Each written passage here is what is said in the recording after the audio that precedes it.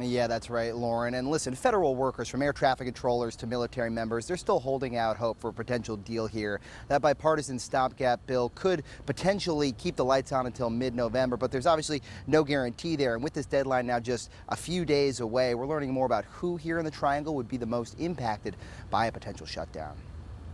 We depend so much on the interplay of private and public partnerships that it could really have a bigger effect here than it could perhaps in other areas, at least a bigger effect at first. Tonight, a closer look at how a looming federal shutdown set to trigger on October 1st could hit Central Carolina. All the way from Fayetteville, all the way up here to Chapel Hill and Durham, there's a lot of government activity that people kind of take for granted that you don't see that much in other regional economies. Mac McCorkle is a professor of public policy at Duke and says the Triangle economy's federal ties through government-funded research and investment makes the region particularly vulnerable in the event of a shutdown. All the biotech firms out of Research Triangle Park, in one way or another, depending on clinical trials and research and money coming into for the federal government from NIH. There's also the region's large military presence, service members that could see their paychecks temporarily slashed. If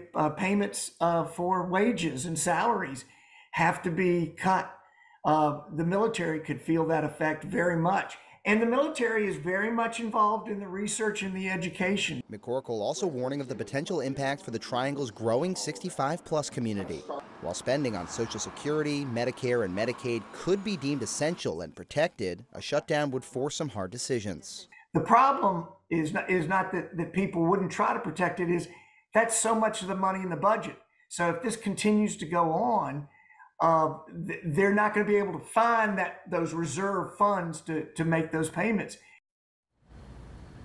Tonight, that short-term spending bill is just sitting there waiting for a potential House vote. No word yet. Hardliners don't seem too inclined to cooperate at this point. So unless Speaker McCarthy and congressional leadership find some sort of workaround, these fears could become a reality still come Sunday. But obviously still a lot of unanswered questions here. Lauren?